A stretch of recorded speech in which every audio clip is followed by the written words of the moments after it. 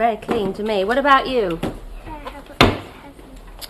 Oh, look, don't tell fibs. Go and wash your face. Wait a minute, Have you got your dinner money?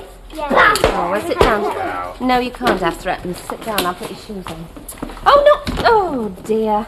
I know you do these up. Temper. Look, they're going back to school today. There's clothes to get ready and shoes to clean, and you're no help. Well, you've had 5 weeks to prepare for today, love. Oh, very funny. Peter, you've not gone back to bed, have you? Where the flaming heck is that socialist here in the 19th century? You've had 5 weeks to prepare for today, haven't you? Just... You're not leaving all those there. Well, I'm in a bit of a rush, though. Oh, Ken, if you leave them there, I'll burn them. Never burn books, love. Ever. Any books. They're living things. Oh, look at the clock. Come on, get your coats on. Why can't we have a little car? You can't have threepence. They only want threepence. You want a car. Well, other families have little cars. It's just to drop me at school and drop Wait, me at listen, work. you. When I suggested having a car earlier this year, you were dead against it. Well, you know that was because of David, but it would make life easier. Yeah, and costlier. Hello. Oh, I'm sorry. Hello. I was at the wrong time. I thought I would get this back to you. Oh, great, Oh, thanks. just throw it on the floor. Is that where books go in this house? Yeah. Yeah, oh, by the way, I've asked Len to come in and put some more shelves up. It's better than keeping them there in the wardrobe, isn't it? Or burning them. Morning. Hello, you two. Back at school today. Happiest days of your life. You did but know it. Here, 6 each from Uncle Owen. Oh, look Great. at that. Good girl. Well, if this carries on, love, they'll be able to buy the car, won't they? Cheerio. Cheerio. Bye-bye, Ken. Hello, Len. Hello. More bookshelves. All bookshelves. Oh, well, I suppose they need it. Go on, get a move on. Set it off. Bye-bye. You know where I keep the tea, don't you? Ta-da. Are you walking down? No, Nancy, I think I'll have a word with him. All right, have a few. If you stop for any, there's a couple of dictionaries in there. Sit off. Ta-da. A word? Oh, you know, just pass the time of day, ask how you are, that sort of thing. Me, I'm fine, mate. I'm busy, but I'm fine. How are you? Oh, I'm all right. Lots of spare time on my hands, but it's all right if there's racing on telly and not so good if there isn't. I'll bet. You lucky devil, sitting there in front of the fire picking out all the winners out of the morning paper. Well, you make it sound very good, but you know what they say about the devil in idle hands. Let's hope he doesn't find any work for you, eh? Let's hope not. Anything happening, then? What? Any jobs in the offing? No. Well, it's early days yet, isn't it? Oh, well. I had a bit of a laugh the other day. I ran into a chap called Hawksworth. Charlie Hawksworth, used car dealer. That's the man. I know him. Yes, I know. That's the laugh about it. I went to see him, you know, about work prospects, and he came the old business about recession of industry and suggested I go and see a man called Leonard Fairclough. I didn't know whether to tell him about all those stars we had together in Jib. Alan, stop beating around the bush. If you're going to ask me, ask me. Ask you what? Oh, heaven protect me from this flipping pride of yours. Get rid of it, chuck it out the window. There's nothing to be proud about. Everybody's got something to be proud about. Not with me. Look, Alan, my old darling, my old mucker, my old shipmate. If anything turns up, I'll let you know, eh? Not that I owe you anything. That's the whole point, isn't it, Fairclough? You don't owe me anything. You think of all the women I've taken away from you. You can say that again. Look, Len, it's not so much for me. It's just for Elsie's peace of mind. What was it you were saying about all the women you've taken away from me? Backyard Widdies, is it, Mum? Please, Billy, love. And then that's a lot. Thank you. You only have to ask, Mother. Only don't come it too often, that's all. He's such a help and comfort to me. Yeah, well, I suppose it's reciprocal. Pardon, love. You know, mutual. In what way, Hilda? Well, I mean, with him being your son, like, and him living here, and him being very handy and obliging, and it being, so to speak, an established business. Hello, being, so to speak, unable to mind her own business. You're running low on disinfectant, Mrs. Walker. All I was going to say, Mr. Walker... I know what you were going to say. Can I have a quiet word with you now? Yes, of course, love. I wonder, dear, would you mind doing the toilets? I've done the toilets. Well, one can always improve on one's work. Only way I can improve on them toilets is to stick a vase of flowers in them. Well, what about a cup of tea? You'd think I was a nosy Parker or something. Folks' own affairs is their own affairs, I always say. The into woman in this street keeps herself more to herself than me. All the same, Billy, she's got a point. What about? Well, you know, father's footsteps. This is a good business. Oh, no, Mum. Pubs are for drinking in, not working in.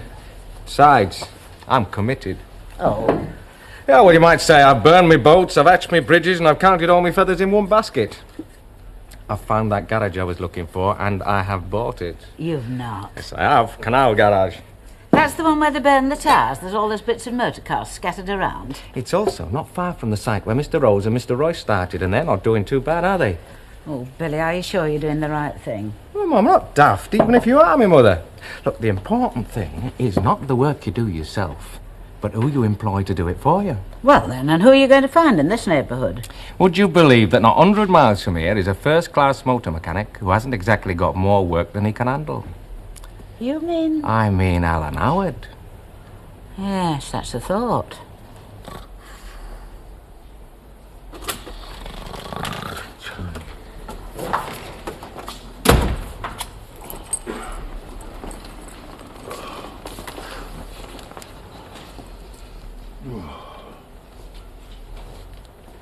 It's a dog. Ah, no. Before me is a man of infinite perception and with a knowledge of world affairs. A dog. It is that. What do you give for it? 2 brownstones? Oh, a fair price, Stanley. A fair price and some fine words. And I'm telling you, I'll be getting an even fairer price and some of the most highfalutin words after he trots home and wins his little race next Monday night at the Flapper Track. What? At the Flapper Track. Well, get him out of here before he messes on the flipping carpet, will you? Oh, you're bothering your head about nothing at all. He did all that just now out in your lobby when I brought him in. Oh, she'll flaming kill me. No, she won't. Not after you've bought her a few drinks out of a couple of quid that I'm going to give you for being nursemaid to this noble creature. I'm not counting what you're going to win on him.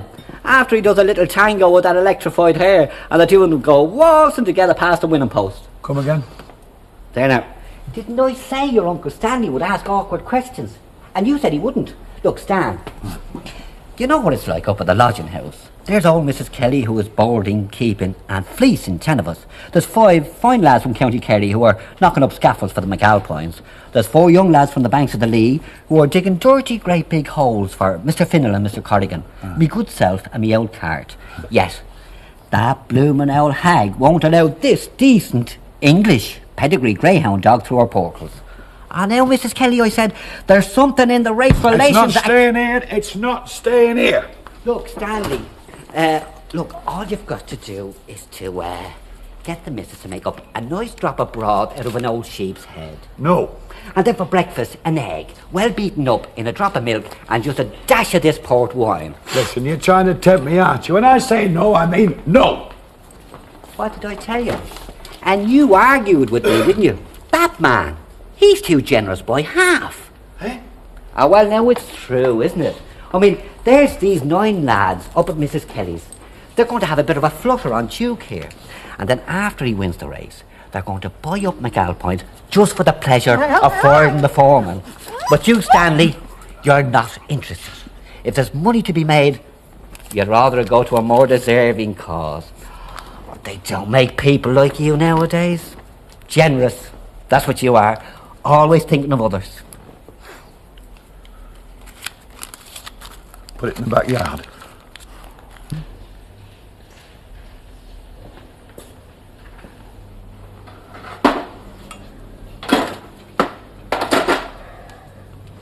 Well, it's not very well tooled up, is it?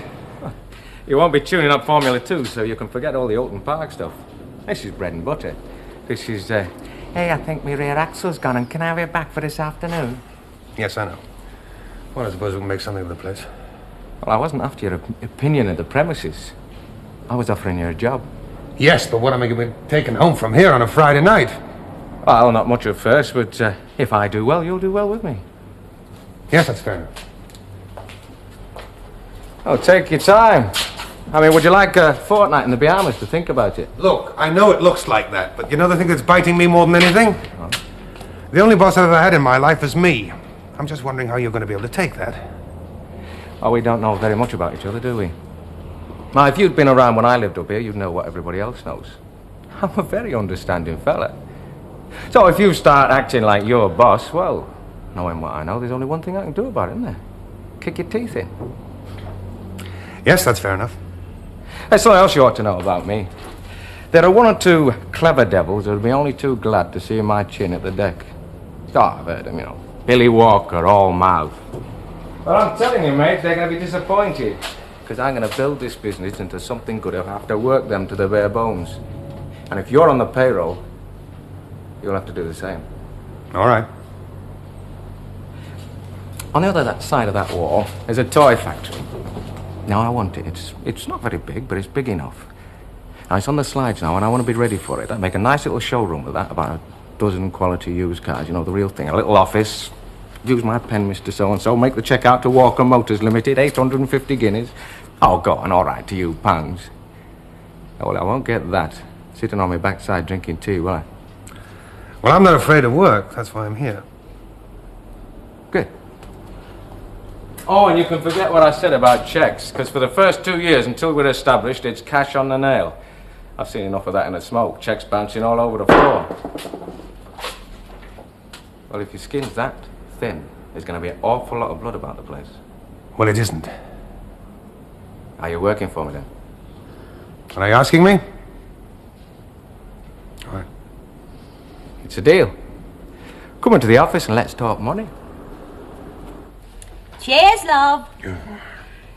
Cheers. Ah, you remembered, Chuck. Remember what? Oh, it's anniversary. What anniversary? Well, I don't know. I thought you'd remembered. I don't remember what I'm supposed to remember. Oh, well, never mind. It doesn't matter. It's the thought, isn't it? Yeah. What thought? Well, you and me, like. We've been together a fair bit. We've had us good times and us bad times, but... Oh, well, buy me this drop of port. I know what you're trying to say, Stan, only you don't like saying it. You love me, don't you? Well, of course I do, Chuck. Ah, Stan. What was that? It sounded like a dog, didn't it? You know. Any luck yet? No. Still, the good jobs are worth waiting for, aren't they? I was a bit rough on him this morning. What's he hoping to get? I don't know, love. I don't think he knows himself. I'll have a large gin and tonic while there's nobody watching. Make it a bit of lemon, love.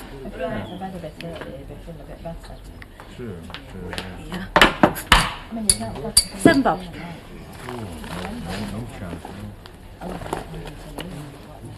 Oh! Now, what have I done with my purse? Oh, well, see, lose your head if it was loose. Oh, you've not lost it, have you? No, I've left it at home. Hang on a minute, love. Don't be daft, I'll buy it for you. You will not. Well, why not, for heaven's sake? Well, I don't go sponging off people. I'm not the Ogdens, you know. Oh, you touch a devil. How many £7 bobs have I had out of you? That doesn't make any difference. Put it on the slate. £7 bob yours, then. Money. Yeah, happiness won't buy it, love. Only one answer. Marry a millionaire. Oh, and he'd drop you for something younger if he fancied the idea. I'll tell you something, Lucille. If you ever get married... If? I beg your pardon. When you get married, forget all the fancy stuff like the confetti, the ring and the rice. Get yourself a good solicitor and draw up a contract. Well, that sounds like a good idea for the fellas, too. I undertake not to pester my husband for a car, dishwasher, deep freeze, etc., etc. That's not valid. Isn't it? Do you want to know what I had for breakfast this morning? A slice of toast, followed by a crankshaft, and then grilled gearbox. She deserves it. And what do I deserve? Val. And who says women don't need solicitors? Do you know what it's like for a woman at home, running the home, doing a full-time job, cooking, cleaning, looking after the kids, right. while you What? fellas toddle off to work, as you call it, guffawing all over the place? That's a good word. I read it in a book somewhere. You stand around with half pints of mild in your hand, talking to your mates. All you want to do is to buy a few things to make life easy for her. Yeah, well, I'll have half shandy, please, love. Quiet in here today, isn't it? That's what I said. Mac, with your leave, let me give your Ben but sixpence. Nay, go away, he sleeps. Me thinks he peeps. No, when he wakens, he weeps. I pray you, go hence. Give me leave him to kiss and lift up the clout. What the devil is this? He has got a long snout. What a lot of flipping rubbish. That is culture, mate. That load of rhubarb is culture. You see, he's pinched a sheep and he's trying to pass it off with his baby, his wife's baby. The Wakefield Nativity, a morality play. Is that the kind of morality they have up in Wakefield? I thought they went in for rugby. Funny though, isn't it? When you think of Val Barlow lying there at night, staring out of the window, looking at the lamplight, she's thinking of who's going to change the flex on the iron. And there's Ken Barlow lying next to her, thinking of... Vishnu. Who's she? I don't know, another sheep stealer, I shouldn't wonder. But they can't always have been thinking about culture and irons. They've got a couple of kids. Good thinking. I've got an even better thought. Methinks it's time you and me went for a couple of drinks. They're not all robbers. Look, a shiny heap of tin. You sign on the dotted line. 2 years to pay. That's 400 quid. Plus interest, plus interest, plus interest, and so on and You're so stingy. on. All right, well, if not chucking money down the drain is being stingy, then... Well, look, Cyril got to know quite a few good second-hand car dealers when he was in the, Anyway, ask him. Oh, there's good and bad. Are you talking about motor cars? They are. I'm not. I'm off. Oh, hang on, wait for it. There's hundreds of racehorses all over the country, sitting on their backsides, picking their teeth with their hooves, waiting for me to phone up their trunk. Come on, bye-bye. There we are. Give me a pint of beer to fill me up with good cheer and hurry it up, I'm dying to sup. That's culture. Oh, aye, and what rhymes with, and I'll have a gin as well? Easy, you can go to hell. I didn't mean it. Today might be the day. Yeah, well, I hope so. He said he'd meet me here anyway. Someone's knocking on your door. Hey, for me? Don't like telegrams. Duct tape. Listen to this. Order champagne. Landed job at Canal Garage. See you later. Love, Alan. Isn't that just like him? Fourpence in his pocket and he sends a telegram. He started already. And before long he'll own the place. They've had notice of it. It's Alan, love. He's landed a job at the Canal Garage. I'm just saying, the owner doesn't know what he's signed on. Before long he'll be running the place. Oh, I hope not, dear. It's Billy's garage. I walked right into that one, didn't I?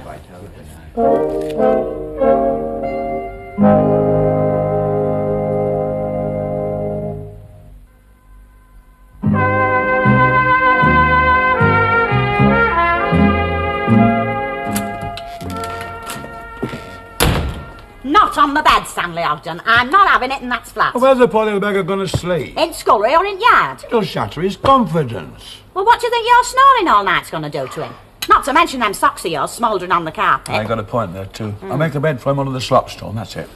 Listen, I'm only doing this for you, Chuck. Oh, yeah? Look, every time we've had money, it's gone wrong, hasn't it? This time it's not. You're going to have some nice clothes. You look smashing in nice clothes. Oh, don't be so daft. No, honest.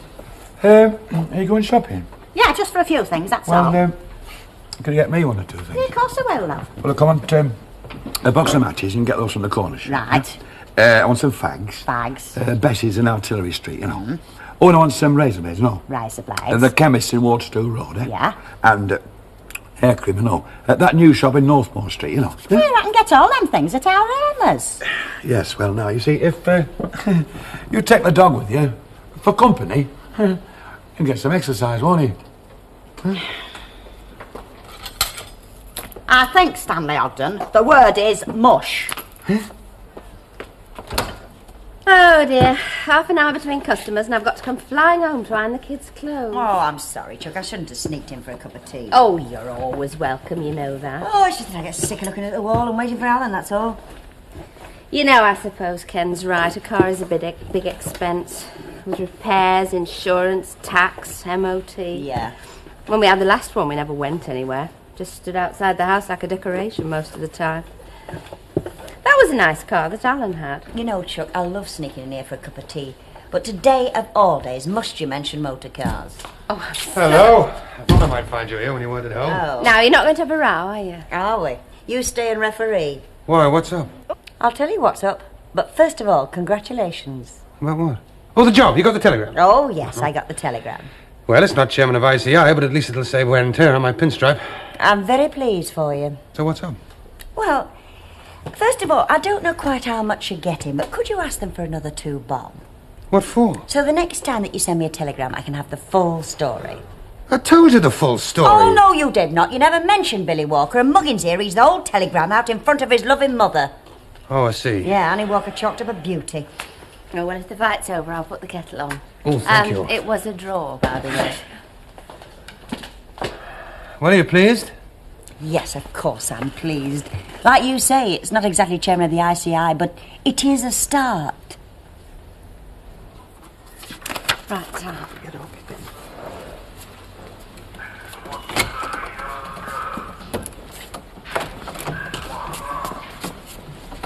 Hey, do you do dogs? We do anybody, sir. Flapper track dogs, you know. Oh, no. You've got to see the bookie on the track about that. Well, look, keep it quiet. If it odd gets round, the odds will go down, you know. What the devil is this? It has got a long snout. We heard you'd had an addition, Stanley's. What is it, an half-star bulldog? This is a greyhound. Can it do tricks? Hello, Bonzo. You'll be surprised. Oh, it's a winner, is it then? No. Just a pet dog, that's all, you know. He's training it to come in here and put bets on. When a dog starts putting bets on dogs... It goes to the dogs. Exactly. You know, I think he's exercising it. The full kennel-made bit. Oh, just little walkies, you know, a few lampposts and then home. It's a track dog. Yes, but don't keep it yourself, will you? Do you call that exercising it? Well, it's mental exercise, isn't it, you know? Showing it what goes on, you see, why it's got to win, what goes on behind its back. Ta-da. Go on out, kid.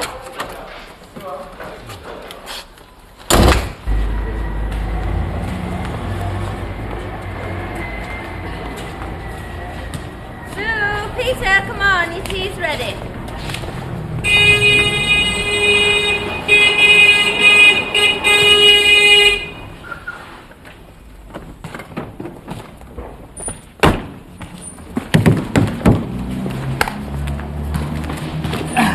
Well, I've done it. Took some doing, but I've done it. Is that ours? Well, yours and mine. Oh, what made you choose that colour? Colour? Oh, Ken, it's a bit small, isn't it? I mean, the kids are growing. What am I going to do a trade-in for a revolver? Mr. Ogden's had to go to an important owners and trainers meeting, so I've shoved it in backyard for a bit. Hey, you didn't mind me bringing them bits and things, did you? They're only bits and pieces of meat and potato pie that the lads have left on the sides of the plates. Oh, and that packet of crisps. Oh, yes, it'll do for its supper. Hope I'm doing the right thing, you know. I mean, I've got it in the back of my mind that you shouldn't feed a greyhound. Oh. Well, Duke seems to think so, and he's a greyhound, so he ought to know. Oh, he's a funny dog, you know. He loves them bits you brought and some bacon rinds our Irma fetched round, but he wouldn't touch the tin of dog meat I got for him. But our Stan galloped it down and asked for more. Did he know it was dog meat? Oh, you don't tell your husband everything, Chuck. Besides, it smelt lovely, and it was 2 and 7 a tin. Well, here's to Duke. And me. I suppose you are looking after that noble creature in the manner prescribed. Like one of the flipping family, mate. Ah, you're a fine fella. You know, they threw away the mould. Hey, all me mates, they're going to put their overtime money on that little bear well. Mind you, they were a bit reluctant at first, if you don't mind me saying so, seeing as how it was Stan Ogden and all, you know. You have exercised him and kept him to his diet. He knows the score. Well, what more can you expect of a dog? Here's to next Monday night. What's happening next Monday night? What's happening next Monday? I'm only taking him up to the flapper track for the big race, haven't I? The big race? Aye. The dog? Aye. So, remember, mum's the word. Yes.